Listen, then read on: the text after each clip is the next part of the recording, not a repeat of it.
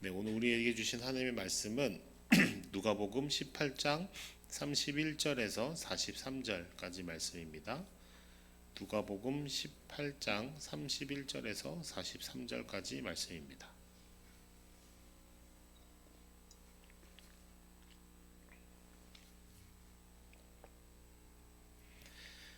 네, 다 찾으신 줄로 알고 이 생명의 말씀을 한 절씩 교독하도록 하겠습니다.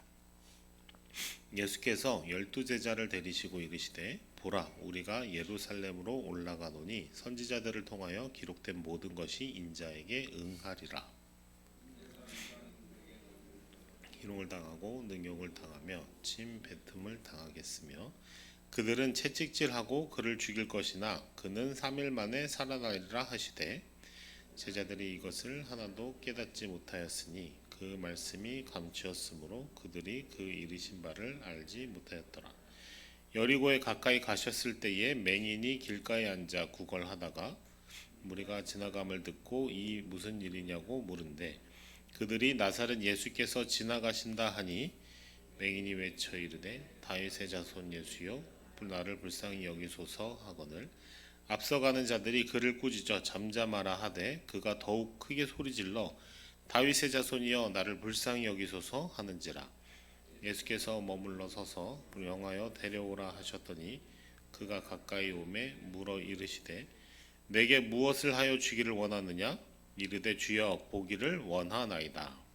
예수께서 그에게 이르시되 보라 내 믿음이 너를 구원하였느니라 하시매 곧 같이 읽겠습니다. 곧 보게 되어 하나님께 영광을 돌리며 예수를 따르니 백성이 다 이를 보고 하나님을 찬양하니라. 아멘. 네. 오늘 말씀은 예수님이 예루살렘을 향해 가는 길에 대한 의미를 제자들에게 밝혀주시고 설명해 주시는 이야기와 또 바로 이어서 한 맹인의 치유 이야기를 담고 있습니다.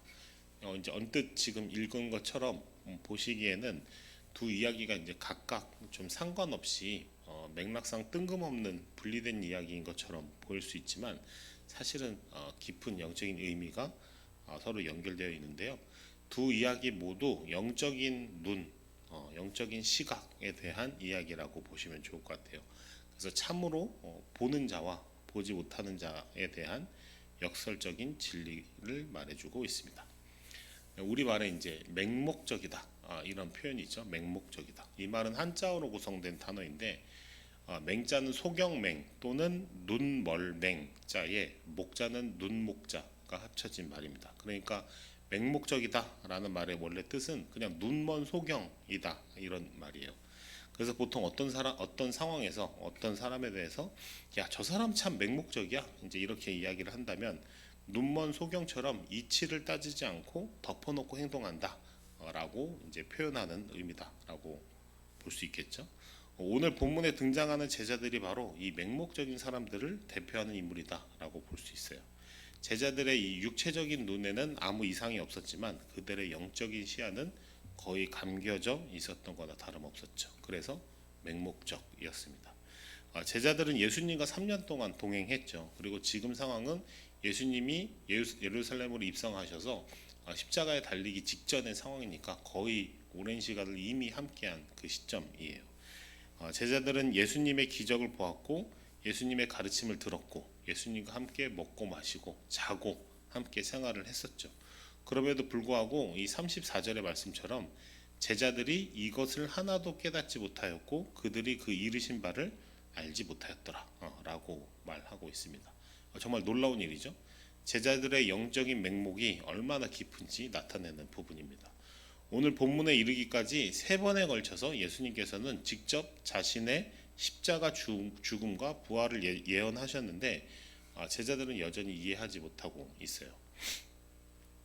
사실 제자들이야말로 예수님의 삶과 또 사역의 의미와 본질을 이해했어야 하는 사람들이죠. 근데 예수님께서 예루살렘으로 입성하기 직전인 지금까지 여전히 무지한 채로 남아있는 것입니다. 왜 그랬을까? 왜 그렇게 제자들은 알지 못하고 끝까지 동상이몽과 같이 함께 있지만 이해하지 못하고 있었을까?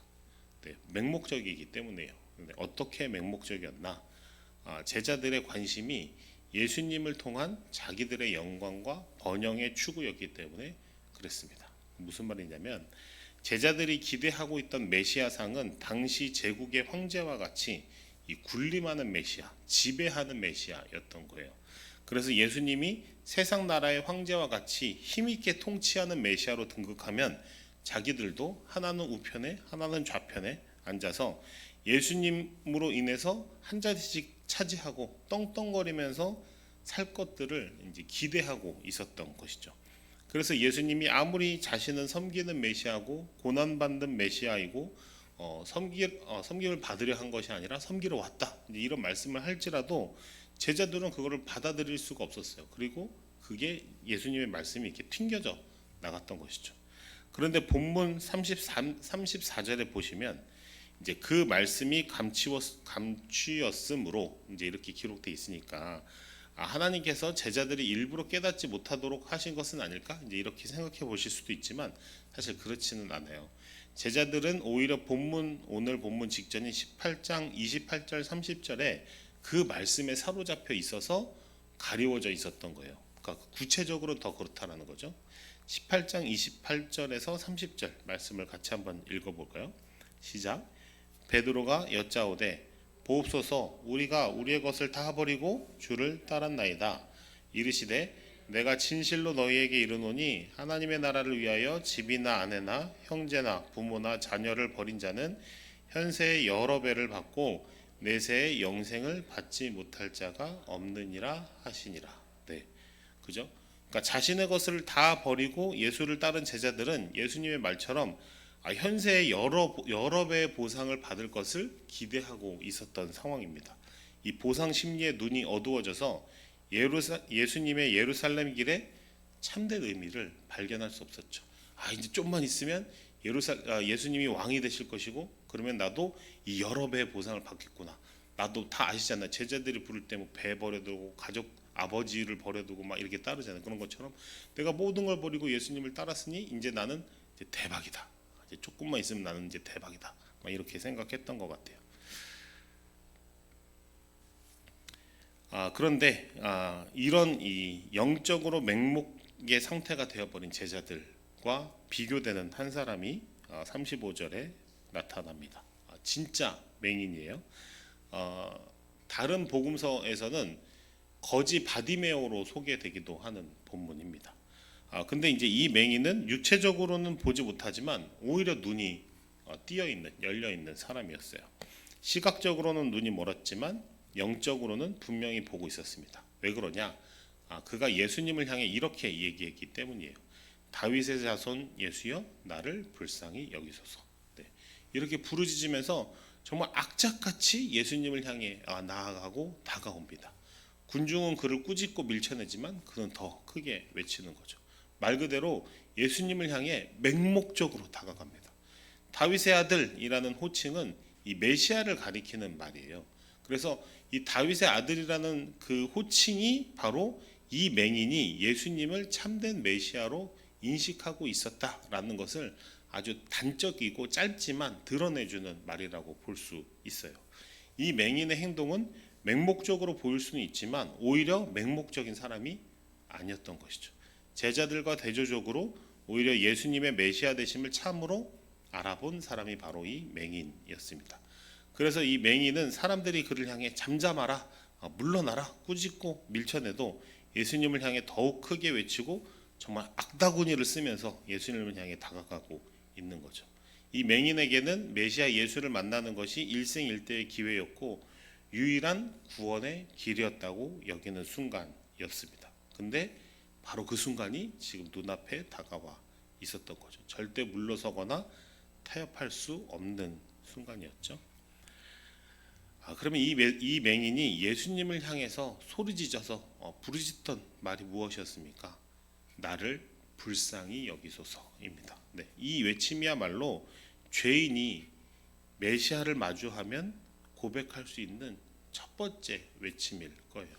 여러분 한번 상상해 보세요. 여러분들이 지금 눈앞에 예수님을 마주한다면, 하나님을 마주한다면 뭐라고 말씀하실 수 있겠습니까? 그 영광과 위엄 앞에 하나님, 그렇죠. 그 하나님을 마주하는 모든 사람들의 그 반응이 비슷했죠. 나를 떠나소서 나는 죄인입니다. 그 마찬가지로 나를 불쌍히 여기소서라고 외칠 수밖에 없을 거예요. 나를 불쌍히 여기소서. 이게 참된 기도의 시작입니다. 자비를 구하는 것이죠.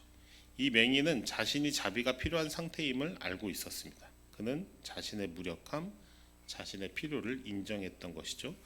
바로 이 지점, 자신의 전적인 무능과 전적인 타락을 인정하는 그 지점이 바로 예수께서 그리스도가 되는 지점이고요.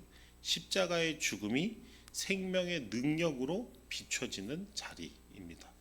이 맹인이 고백한 것이 바로 이러한 믿음이었기에 그가 구원을 얻을 수 있었던 것이죠.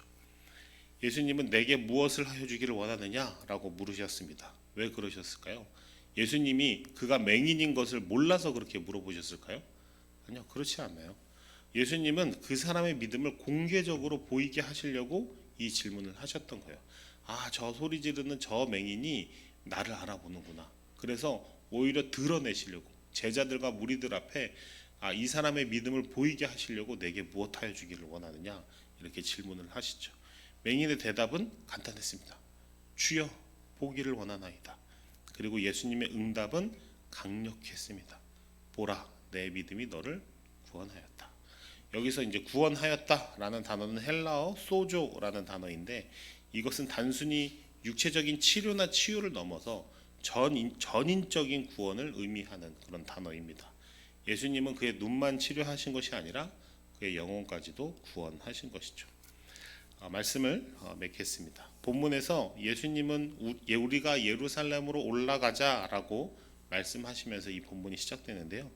이 본문은 단순히 어떤 지리적인 상승이 아니라 높이 낮은 곳에서 산을 오르듯이 높은 곳으로 올라가는 것뿐만 아니라 물론 예루살렘이 높은 곳에 있기는 해요. 그래서 우리가 올라가자 이런 표현을 많이 쓰긴 하는데 이 단순히 지리적으로 올라가는 걸 의미하는 것뿐만 아니라 영적인 목적지를 향한 움직임을 뜻한다라고 볼 수 있어요.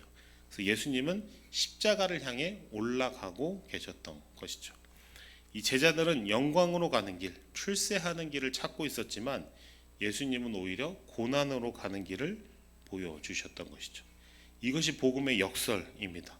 영적으로 위로 가는 길은 십자가를 통해 자기 부인을 통해 어쩌면 희생을 통해 나아가는 길인 것이죠.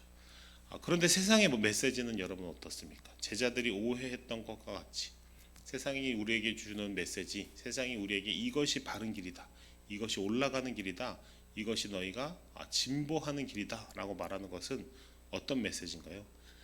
끊임없이 성장하고 능력을 키우고 정보를 더 모아서 더 많이 소유하고 더 높이 성취하라고 계속해서 부추기죠. 그 상승의 흐름에 속해 있지 못하면 낙오자 또는 실패자 혹은 무능력자라고 낙인을 찍어버립니다. 우리가 만약 그 상승의 욕망에 사로잡혀서 다른 것을 볼 수 없게 된다면, 우리가 그 상승의 욕망에 사로잡혀서 예루살렘을 향하는 길이 그저 성취와 소유가 높아지는 길이라고 오해하게 된다면 오늘 본문의 제자들과 같이 영적인 소경이 맹목적인 사람이 될 수밖에 없겠죠. 예수님과는 다른 욕망, 다른 기대를 가지고 살아간다면 제자들처럼 예수님과 늘 동행하고 같이 먹고 같이 자고 같이 대화하고 교제하였음에도 예수님의 생각과 전혀 다른 동상이몽의 다른 길을 기대하고 있을 수도 있을 것 같습니다. 본문의 맹인은 구걸하던 자였어요. 맹인일 뿐만 아니라 구걸하던 자였습니다. 이 거지 맹인이야말로 예수님의 내게 무엇을 하여 주기를 원하느냐라는 물음에 돈과 물질을 구하는 것이 맞는 사람이에요. 그렇죠? 거지니까요. 그러나 이 맹인은 무엇을 구합니까? 보기를 구합니다. 예수님이 자신을 다시 보게 해주실 수 있는 분이라는 것을 알고 있었고 믿었기 때문이죠. 당시의 제자들은 예수님을 통해 한 자리 할 생각밖에 없었는데 오히려 이 거지 맹인이 예수님에게 돈이나 물질, 성취와 번영을 구한 것이 아니라 다시 보게 되는 것을 구함으로써 예수님께서 메시아이신 것을 간접적으로 드러내고 있는 것입니다. 그래서 다시 보게 되어 하나님께 영광을 돌리며 예수를 따르죠. 이 모습을 보고 다른 사람들이 하나님을 찬양하게 됩니다. 누가 제자입니까? 예수님께 자신을 불쌍히 여겨달라 악착같이 매달리고 구원을 경험해서 하나님께 영광을 돌리며 예수를 따르는 사람, 그것으로 인해 다른 사람들도 하나님을 찬양하게 만드는 바로 이 맹인이 제자 아닙니까? 오늘 예수님은 이 말씀을 통해 우리에게 다시 묻고 계세요. 내게 무엇하여 주기를 원하느냐? 우리는 예수님의 축복을 바라고 예수님의 손을 보고 무늬만 제자인 사람입니까? 아니면 예수님의 뜻대로 따르기 원하는 예수님의 얼굴을 구하는 자입니까? 오늘 우리가 삶으로 다윗의 자손 예수여 나를 불쌍히 여기소서 고백하는 하루가 되시기를 축복합니다. 이 맹인에게 임한 회복과 구원이 경험되는 오늘이 되시기를 소망합니다. 네, 그래서 오늘 우리의 오늘을 통해서 하나님께는 영광이 되고 예수님께는 따름이 되고 세상을 향해서는 도전이 되는 살아가는 성도님의 삶과 우리 교회가 되기를 기도합니다. 네, 기도하시겠습니다. 가난한 자의 위로가 되시는 주님, 오늘도 당신의 말씀을 붙들고 살아가고자 우리의 마음을 일으킵니다. 맹인의 외침과 같은 당신을 향한 절박함과 가난함이 우리에게 심겨지길 소망합니다. 참된 생명의 삶과 자유와 기쁨이 오직 주님의 은혜 아니면 이룰 수 없는 것임을 날마다의 삶 속에서 깨닫는 지혜가 우리에게 있게 하옵소서. 그래서 다른 것으로 구원을 추구하는 어리석음이 없게 하옵소서.